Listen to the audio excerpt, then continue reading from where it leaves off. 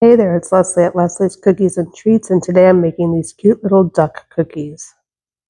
So I started by using my scribe to kind of just put in a rough sketch of where I want the different colors to go and the different parts of the duck.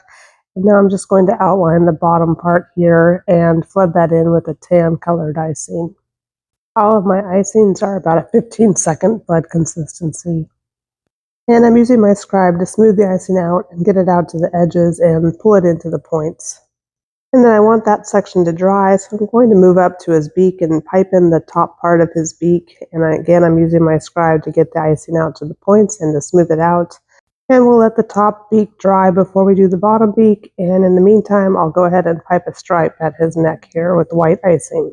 And then you want to set this cookie in front of a fan to dry until it has crusted over. And after it crusts over, you can come back and pipe in the bottom part of his beak. And then you can add in the chocolate part of his body. Then I'll use my scribe to get the icing out to the edges and to bring it to the point on the other side because I don't want my icing to overflow on the edge of the cookie, so I'm just going to use my scribe to distribute the icing. And then I'll set the cookie aside to dry for another 10 minutes or so it has a chance to crust over nicely before I come back and pipe in the head of the duck. I don't want any of these areas to run together as if it's a solid surface, so I want to give each section at least 10 or 15 minutes to crust over before I add the next section. And once the green icing has smoothed out, I'm going to use a pearl for the eye. I'll leave a link to all the products in the description. And then for this cookie, I'm going to actually pipe the wing directly on top of the brown icing, and I'm going to try to overfill it so that it doesn't crater.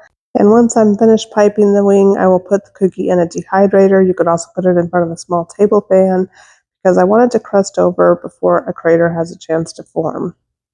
But for the rest of the cookies, I went ahead and made a bird wing royal icing transfer sheet, and I'm going to be making the rest of the wings as transfers. So I put it inside of a sheet protector, and I'm just going to outline and flood in all of these wings so that I can put them onto my ducks when they're dry.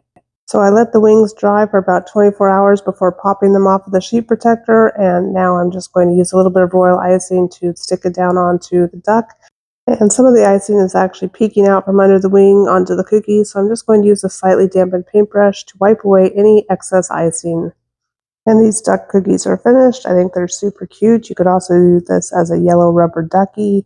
I made my own cookie cutter using clip art from Canva, but you could also buy this on Amazon or maybe Etsy. I'll leave a link to all the supplies in the description. Thank you so much for watching. Be sure to hit the like and subscribe button. I have new cookie tutorials every single day. See you soon.